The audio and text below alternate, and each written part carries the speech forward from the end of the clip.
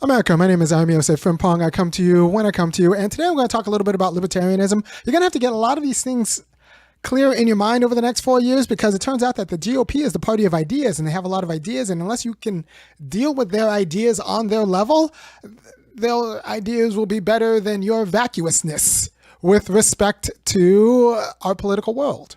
So libertarianism in general is going to be the idea that the government only exists to protect property. And if the government gets bigger than that, or gets over its skis a little bit, or if its eyes become bigger than its belly, it either becomes inefficient in trying to do whatever it tries to do, or even more nefarious, it gets captured by any private interest who then get to use government against you. So you have a big bloated government, and then some evil corporation captures that big bloated government and then aims that big bloated government at you for its expense. Right. So one of the virtues of libertarianism is that it'll keep the government small so that it can't get captured by a nefarious interest. And also, it turns out that libertarians will tell you that people closer to the action have a better kind of sense of what's going on in the action. They have what's called, how it calls time and place knowledge, that you don't need some sort of central planner over in Washington, D.C., or Springfield, Illinois, or Sacramento, California, or Albany, or wherever. You want to come say hi to the people? Hey, there's my daughter. Hi, people. Hi, people. Hey, what's up, kiddo? We met some cats and kittens on the way there. Can we go back and then pet the cat and the kittens? Where? How far away? How far away? Do you know? It's just, on the edge of the bend of the Keepy house. Okay. Okay, that's pretty close. All right, that's fine. That's fine. Try to be back in 15 minutes. Okay. All right, I'll see you. Thank you. Bye. All right. So libertarianism, the government gets too big, and then when it gets too big, it's captured by some sort of private interest. And then they aim the government at exploiting you for their own private interest. Or the government gets so big, it's inefficient because it doesn't have the quality of time and place knowledge, which Hayek will say, time and place knowledge is someone who's actually on the ground and is used to dealing with the things, so they know how to do it efficiently. But when it comes from a central planner way out in Springfield, or way out in Washington, D.C., or way out wherever, it's just not going to be as efficient as if it's someone on the ground who actually deals with it. So you need a small government, so it's not captured, and so that it doesn't use its inefficient, inadequate knowledge in order to do what it's trying to do. All right. So, so that's going to be the general appeal of libertarianism. That way, you're not going to have a government that thinks it's its business to tell you what to do, and then get captured by some private interest that has a very clear idea of what you should do in a way that benefits it, not you. So that's one of the virtues of libertarianism, or two of the virtues of libertarianism: the time and place knowledge versus central planning, and the inability to get captured if the government is small. Now, the vices of libertarianism is that you don't have any protection from the market or any other private interests that are directly coming from your institutional forms, right? So I've said before that parents, as family members, need to understand that their job mostly is to protect their kid from the market, from outside civil institutions that have designs on your child or your house or your life or your household. And you need some sort of government that's going to protect your kid. And, I did a show before about how Elon Musk, the richest man in the world, somehow had a son who became a daughter, and is not happy with that. Somehow he calls it the woke mind virus, turned his son into his daughter, and now he no longer has a son. And I think his daughters disowned him. And the richest man in the world couldn't protect, and he thinks the richest man in the world couldn't protect his family from the woke mind virus, so he needs the government to protect him from the woke mind virus. And there's a little bit to that insofar as one of the purposes of family is to protect your loved ones from the market in general and marketing in general that might exploit your family in a way that's good for the market actor, but not necessarily good for you. So you need a government to help to protect you from the more nefarious aspects of market society, right? And libertarianism has a hard time accounting for why there shouldn't be like a strip club next to your kid's elementary school, or why there should be a difference between the dark web and the web. They'll say that like, well, you should just watch what your kid is on the internet for. and if you have a problem with the Juul dispenser outside of your kid's junior high school, then that's on you. Don't use the government to try to get Juul out of a 50-yard radius from your schools, right? So the libertarians don't have an answer to that. The libertarians don't have an answer to that kind of problem. Maybe come say hi to the people. This is my daughter. I come say hi to the people. Hi. Well, you gotta speak into the microphone and into the camera. Hi. Hey, so you want to go to the pool? Mm-hmm. Are you going to the pool with? Are you just going to go by yourself, or are you going with a mom? I want to go with the family. If you go with mom, and have you talked to your mom about it? No. Okay. I was wondering if we're gonna go as a family. That's actually a pretty good idea. All right, let me finish this show, and then we'll skip to the pool and get our laps in. Okay. Sounds good? All right, say bye to the people. Bye. All right, so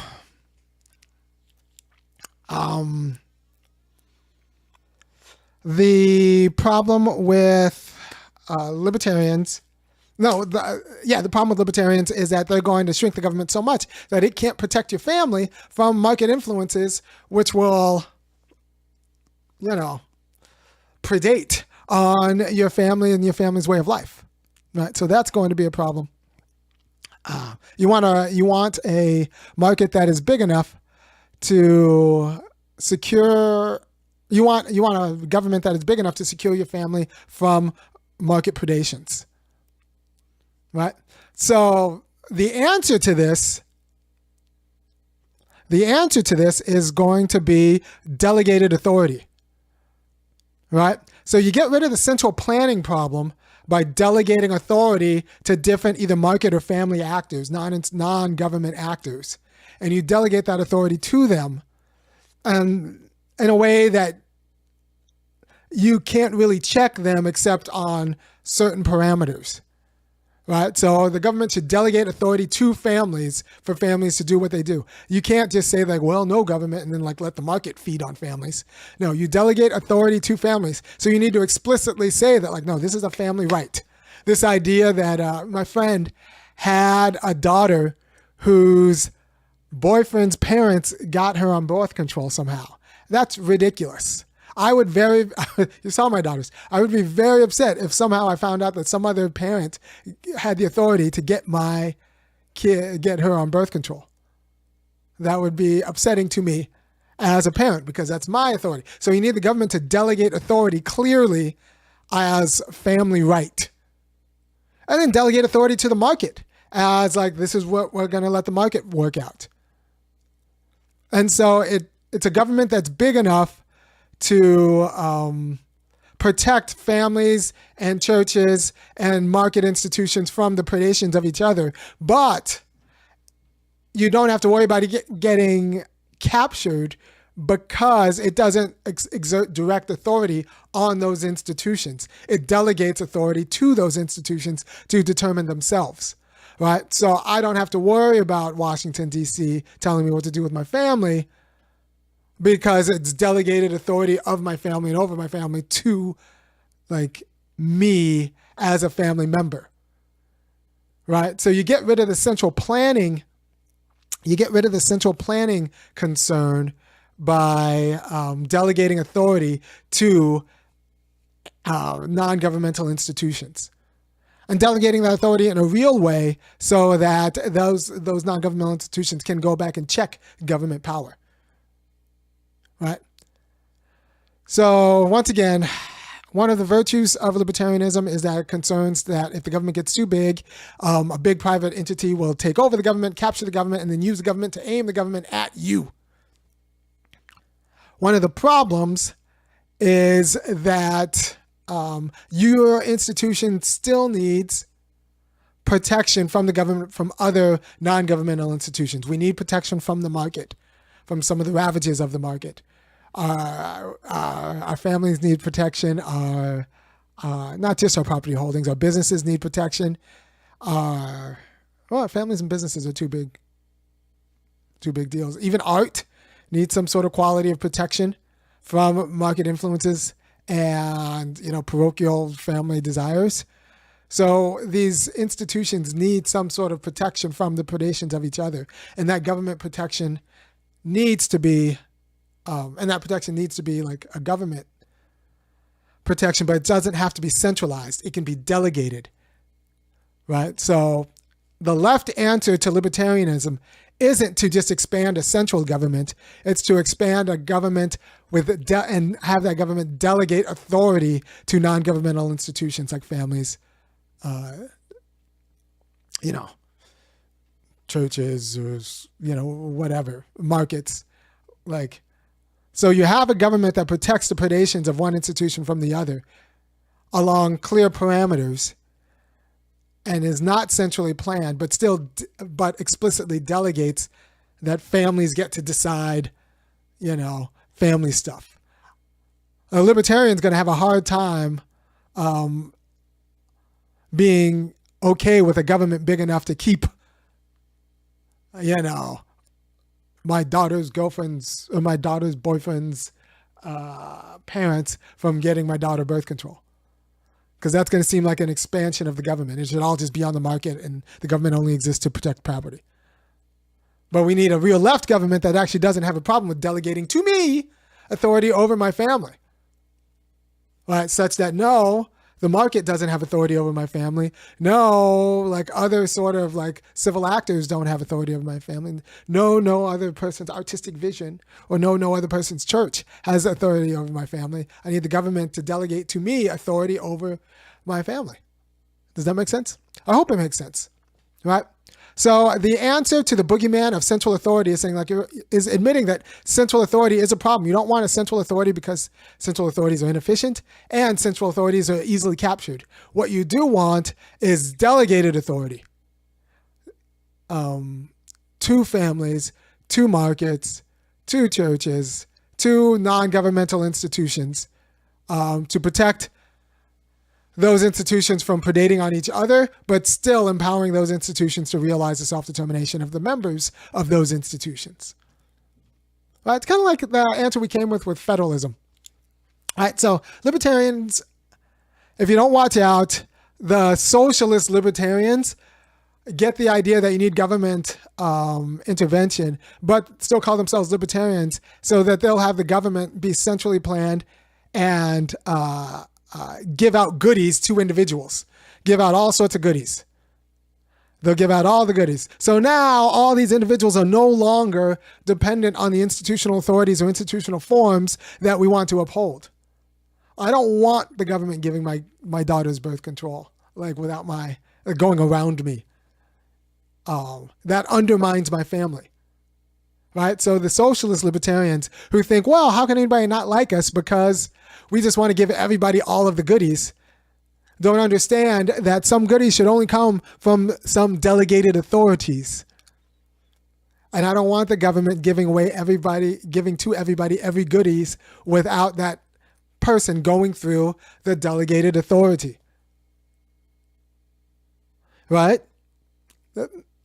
Arguably, this is one problem with socialized medicine, because if it guarantees medical care to everybody with regard with how they produce on the market, then you have a society of makers and takers.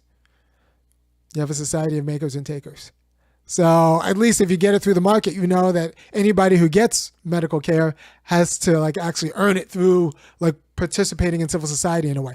There's going to be a problem with that market, with that example, and kind of with that way of thinking. But you have to understand that these are real problems. These are real problems. The socialist libertarian who wants to just give away all of the goodies to all of the people, regardless of those people's fidelity to their non-governmental institutions, is a problem. Like, some things you should have to go through your family for. Some things you should have to go through the market for. And that means you participate in your family in a certain way. You participate in the market in a certain way. Some things you should have to go through your church for. You don't want the government to be in charge of giving away all of the goodies in a way that undermines institutional responsibilities and other institutional forms. I hope this has been clear. If you have any questions, go ahead and hit me up in the comments. Like I said, for the next few years, you're going to have to get clear on kind of the definitions and the way people are thinking about these ideas. Slick Rick says, socialist libertarian is an oxymoron. No, it's not. I actually explained it right, Slick Rick. You're just not paying attention. Socialist libertarian are people who want to give away all of the goodies regardless of your non-governmental affiliations. They're libertarians insofar as they don't think that the government should have to have a say in your church, family, property holding. They're going to ignore. They're going to get the government out of your institutional forms. They're going to get the government out of your institutional forms. But they also want to give you goodies as abstract individuals. So they'll give you healthcare, they'll give you meals, they'll give you housing, regardless of how you participate in these very important institutional forms. Right? So what I'm saying is that, like, a more robust socialism, a better socialism, a non-libertarian socialism, is that they're actually going to delegate authority to those institutional forms and uphold those institutional forms. I want strong families.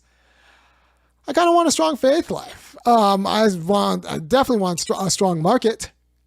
And so we need to actually uphold these institutional forms as so that they don't predate on each other and not undermine them by giving people goodies, all of the services, without their participating in any institutional form, with just some sort of abstract citizenship or abstract individuality.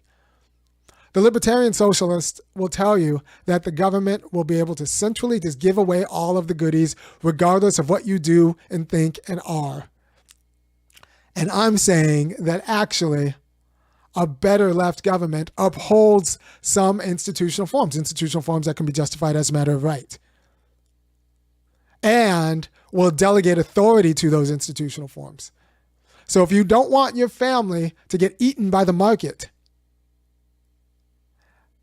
you need a government that protects and secures the delegated authority to your family. Socialist libertarian doesn't care about anything. They think of everyone, including children, as abstract individuals entitled to all of the goodies.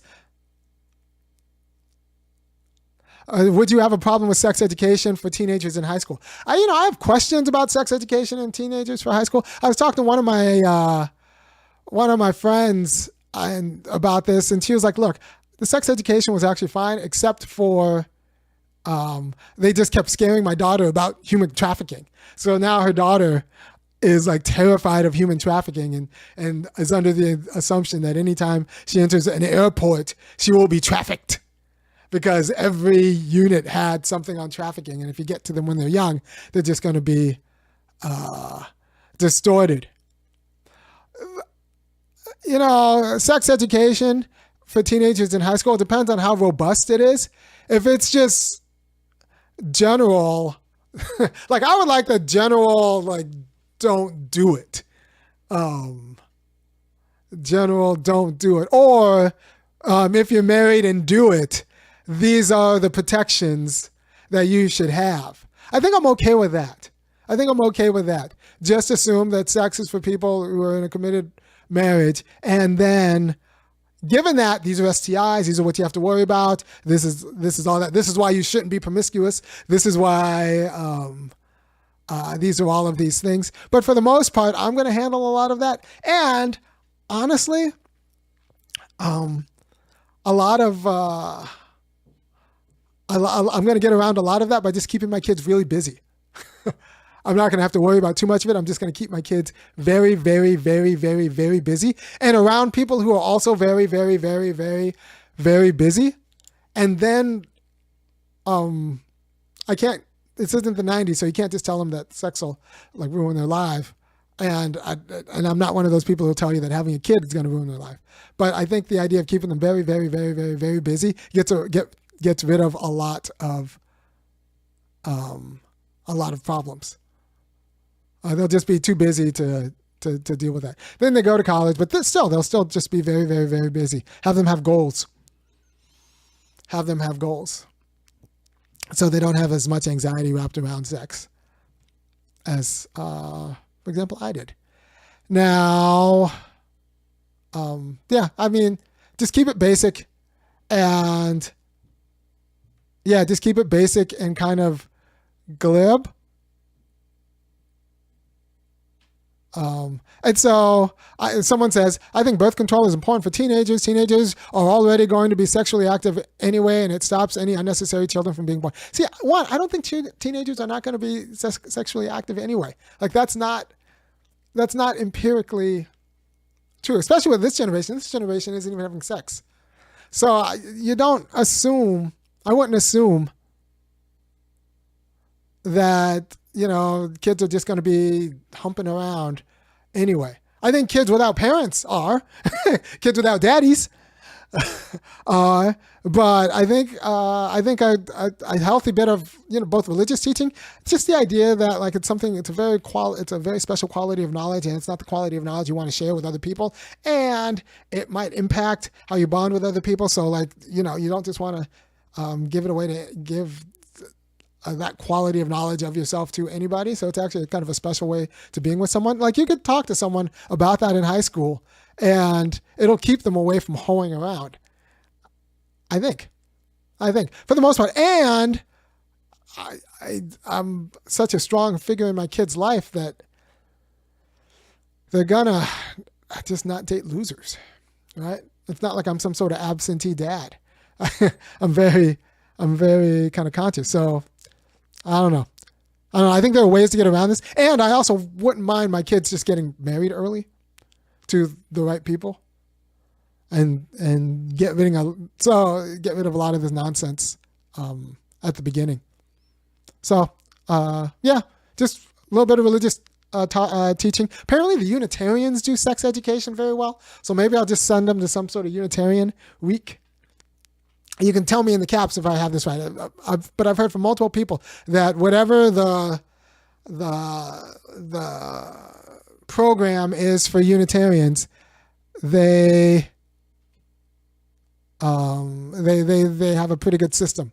So I might look at that and just do it myself. I do a lot of that's pretty much what I do with a lot of the religious education. Like we did Catholic Catechism, and it was just me and myself, and we just walked through this stuff myself. So. I'm not really super worried about it because mostly my kids are just going to be busy and have other things on their mind if I'm doing my job right. And there's just not going to be a lot of unstructured time. And they're just going to be so busy. Even when they go to college, they'll just kind of keep going on that track because we have long-term goals and everything. So that's why I am with that. But I hope this quality of but irony, their friends will eventually override your influence. No, you're just bad, Jennings Bradford. You're just a bad parent because one, I get to pick their friends, and if you're not picking their friends, you are falling down at your job, Jennings Bradford. Like I don't understand these kind of liberal parents who then are surprised when competent parents don't make the same screw ups that they make. Like you pick your kids' friends. You monitor that. You put them in you say no to play dates with bad people and you say yes to play dates with good people. You monitor the kinds of interactions that they have outside of school. Like you can pick the kind of people who will influence your children. And if by the time in college they don't make very good decisions, that's your fault because you screwed up making them a quality of person who can identify the kind of people they should be around. Or you've just made them, or they followed you and like identified some sort of hypocrisy in your being, and so they've screwed up in how they pick their friends. Right? So if they have trash friends, that's true, they will become trash, but it's your job to make sure that they don't have trash friends.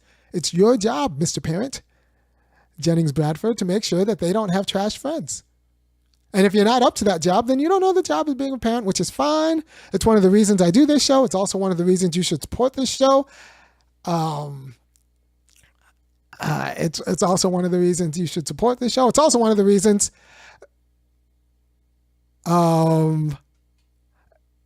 it's also one of the reasons why liberal parents are awful at parenting. They don't think they should have to actually monitor these things. And then are surprised when it just doesn't work out the way they thought it would. So you have to have eyes on your kids and on their kids' friends and let them know what's going on, and so that they have the moral center, so that their friends are like going to them for advice and not the other way around. And if you're not up to that job, I'm sorry, man. I'm trying to make these videos to help you do your job. And if you support me making these videos, once again, go to www.funkyacademic.com, kick in $5, $15, or $50 a month, and I'll keep doing it so you don't squander their youth. But those are the stakes. Those are the stakes. All right.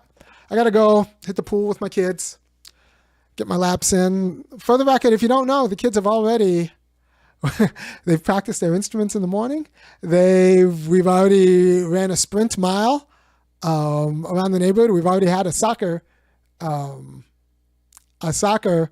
practice led by me and all three of them. And we've already done that. And now I guess we're going to the pool. And then we're going to come home. We're going to do some math, probably a crossword puzzle, and do music again and go to bed. And that's what good parenting looks like. At home, your day probably didn't look like that, but that's a problem. You don't understand that that's a problem, but I'm trying to explain to you why that's a problem. Right? If instead your kids were just watching TV all day or on their phone, instead of being like physically active with you or in some sort of like structured activity, then your kid's going to have problems later on. I'm trying to help you do better. Help you do better. All right. Thank you for your time, and I will talk to you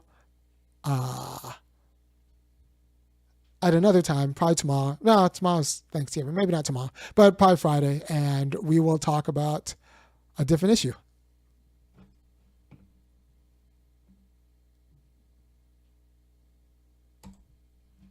Oh, all right. So, no. All right, so Jennings Bradford says, good luck with that, Irony. I don't have kids. My siblings have told my nieces and nephews, don't date this person. Don't be friends with that person. Didn't work. Well, your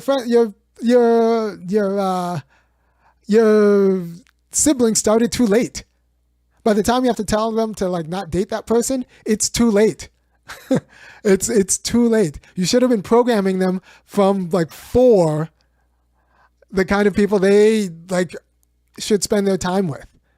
It's too late. By the time you have to tell you don't date that person, like you've already picked a son or daughter with bad taste.